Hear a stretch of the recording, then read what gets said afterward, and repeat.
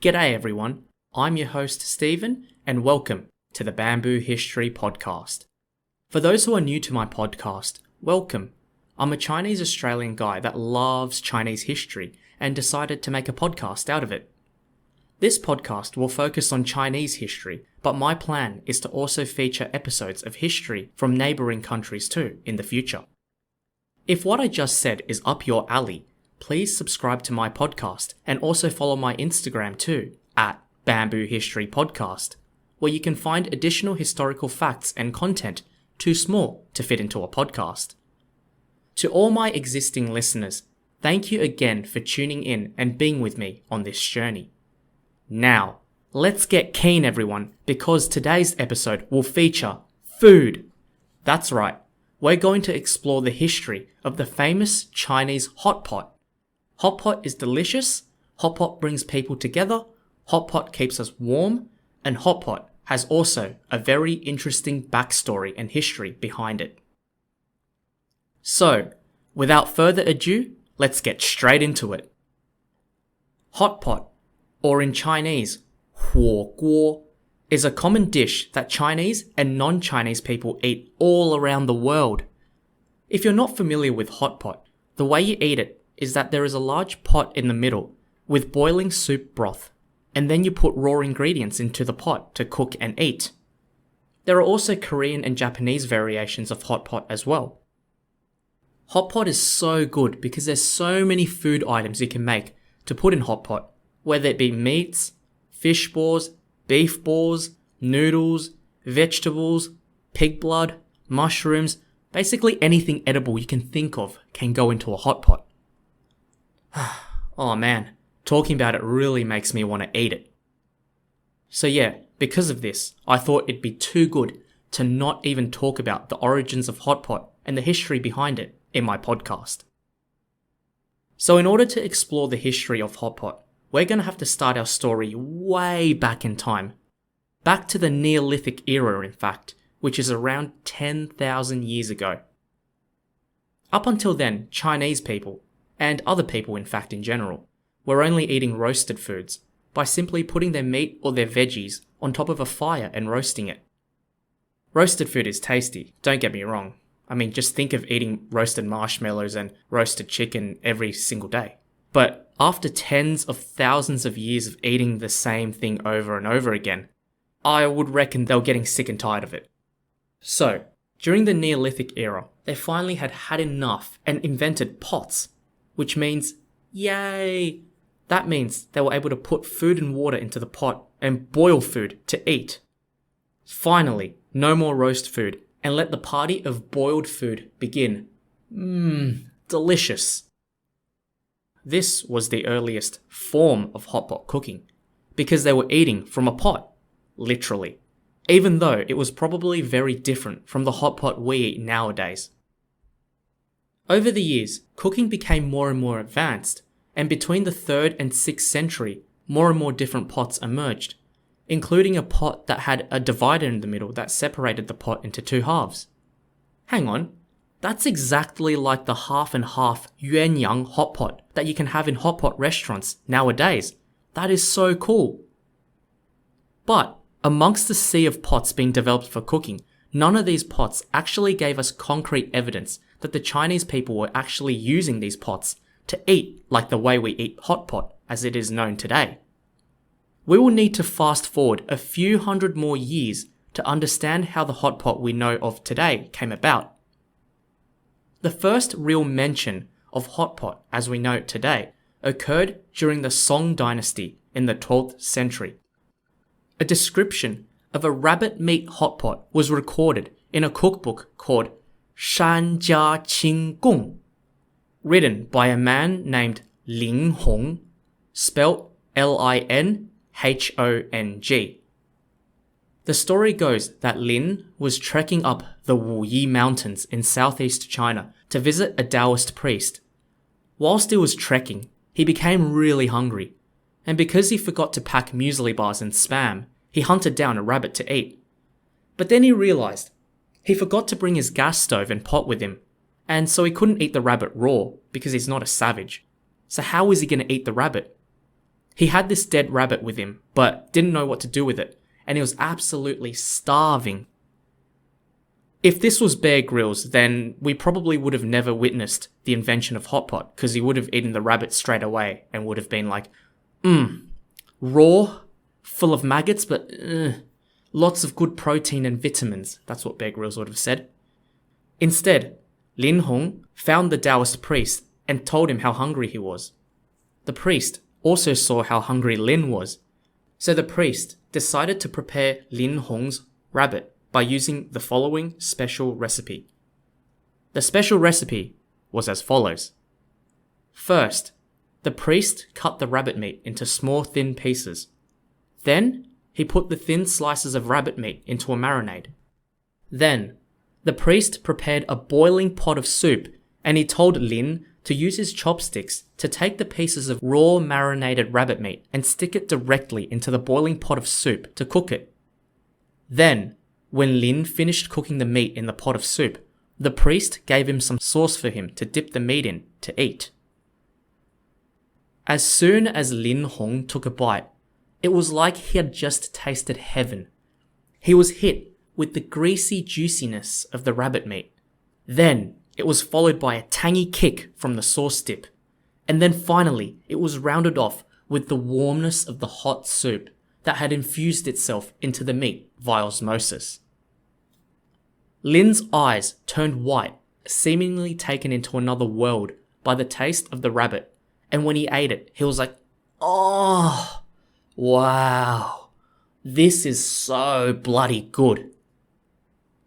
Hearing the recipe that the Taoist priest gave above, is it me, or does this method of cooking really sound awfully similar to the modern hot pot? You know, where you cook the meat into a pot before dipping it into sauce? Sounds awfully familiar. After Lin returned home from his trip, he still kept thinking about that rabbit hot pot and that life-changing culinary experience that he had went through. He was craving it badly. It's easy for us to satisfy a craving these days. If we crave KFC or McDonald's or a kebab, all we need to do is drive down to the nearest fast food joint or kebab store and we satisfy our cravings there and then. During the 12th century Qing Dynasty, however, hot pot was barely heard of, and because there were no restaurants around the corner that would have hot pot on the menu, Lin had no way of accessing this delicacy. He also would have lacked the ingredients to make it himself. Hence, his craving must have been torturous for him. Then, 5 years later, something beautiful happened. Lin was invited to his friend's birthday banquet, which was a massive banquet with lots of people because his friend was rich as heck. When Lin Hong got there, he was greeted with a familiar aroma. Is that? Sniff. Lin followed the smell, and when he arrived at the table, he saw something familiar. Something he had been thinking about for 5 years. Something that he would dream about when he was hungry, and something he was dying to try again. Yep, that's right. It was the rabbit hot pot he had been desperately craving.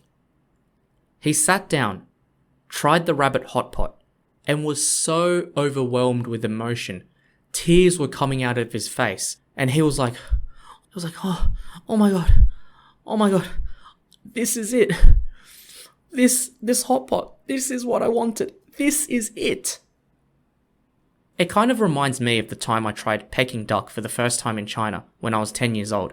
The duck was so good it melted in my mouth with the pancakes, cucumbers and plum sauce, and I remembered and craved that magical moment for many, many years.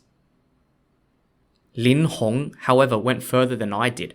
He was so happy this time after he tried the rabbit hot pot for the second time that he wrote a poem about it.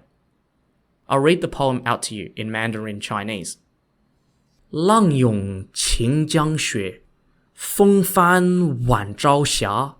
醉意山中味，独望贵客来。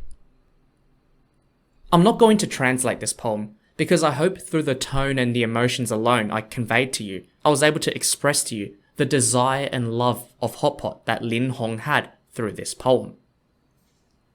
Lin Hong's story and record of the rabbit hot pot is one of the earliest references of hot pot eaten as a proper dish by the Han Chinese, dating back to the 12th century. However, hot pot is a dish that has many different variations. For example, mild hot pot, Sichuan hot pot, as well as the northern Chinese style hot pot. So, let's explain a couple of other origin stories of hot pot. Lin Hong was from the Qing Dynasty, but to the north of the Qing Dynasty was another country/empire that was called the Liao Dynasty, Liao spelt Liao. The Liao Dynasty was ruled by an ethnic group called the Khitan, spelt Khitan, and is pronounced Qidan in Chinese. The Khitans were closely related to the Mongolians, and their traditional way of life was a nomadic lifestyle, just like the Mongolians. In 1984, archaeologists uncovered a Liao Dynasty tomb, and in that tomb was a mural. On that mural is 3 Khitan men sitting in front of a 3-legged pot. Next to the main pot is a smaller pot, which has what looks to be ingredients for the main pot. One of the Khitan men looks to be fondling with the ingredients, whilst the other is stirring something in the main pot. This candid image of 3 Khitan blokes enjoying hot pot highlights that hot pot indeed existed and was consumed 1,000 years ago. I also think it's cool that the person buried in this tomb had asked specifically for a painting of 3 mates eating a hot pot to be put in his tomb when he died. Talk about hot pot love right there. That's almost like if people like us died nowadays and we were like, I want a selfie of all my friends eating hot pot to be buried alongside me. 35mm film, iPhone image, TikTok video, I don't care. Just bury that evidence with me. Oh yeah, and if you wanted to know what this mural painting of these 3 Khitan men eating hot pot looked like, I'll post an image on my Instagram so you can have a look. Looks really cool. The following Yuan and Ming dynasties also continued Chinese love for hot pot, but the popularity for hot pot really began to take off during China's last imperial dynasty, the Qing Dynasty, which was a period of China between the 17th to the early 20th century. One of the Qing dynasty's greatest emperors, the Qianlong Emperor, spelt Qianlong, led the way with the hot pot obsession, because he ate hot pot literally all the time. It was recorded that during spring, he would have deer and duck hot pot with sour vegetable hot pot. During summer, he would have herbal duck hot pot with wild flavor hot pot. During autumn or fall, he would have bird nest and duck hot pot with garlic and chili. And during winter, he would have bird's nest, chicken and duck hot pot with stir-fried chicken and sour vegetable hot pot with White Walkers on the side. I'm just joking, there's no White Walkers. Wow, that's a lot of hot pot. That's a lot of duck as well. Jeez. Poor ducks, probably quacking in fear. When the Qianlong Emperor retired as emperor, his son, the new emperor, wanted to impress his father. So how did he do that? He hosted a hot pot banquet for his father, of course, and it was recorded that there were about 1,500 pots of hot pot being cooked and eaten during that banquet, which was held in the Forbidden City. Yeah, that's pretty hectic, bro. Since the emperor loved hot pot so much, it spread. First, the palace maids and eunuchs began eating hot pot. Then, it was the civilians that lived around the palace that started to eat hot pot too. And so on and so forth, it spread outwards, becoming a commonly had Chinese dish like it is today. The development of hot pot doesn't end there. As you know, there are many different variants of hot pot, so I would like to talk about the history of my personal favourite hot pot, the spicy Chongqing Hotpot, that is famous for its mala, numbing spices, and also for its scary-looking red chili soup base.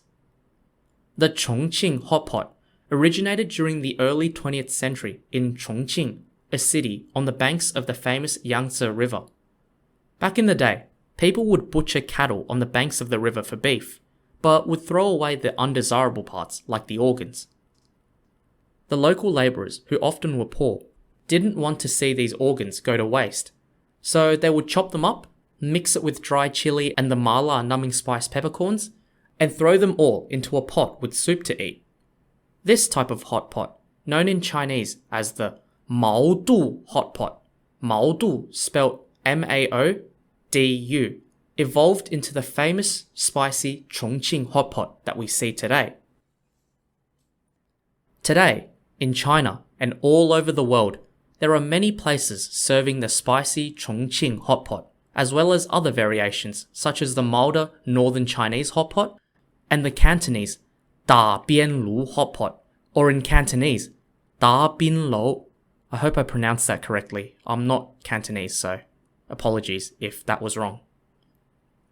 So there you have it, folks. That was a brief history on the origins of hotpot, a Chinese dish eaten and enjoyed by many people around the world. Like my other episodes, I usually end it with a takeaway.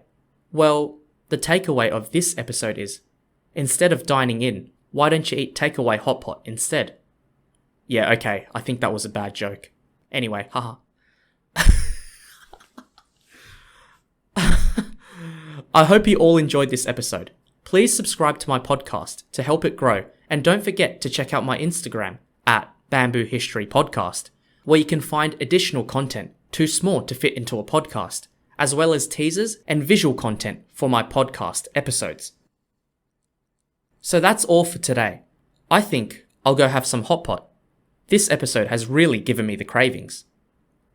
Thank you all for tuning in. Have a lovely day or night, and I'll see you all next time on the Bamboo History Podcast. Bye for now.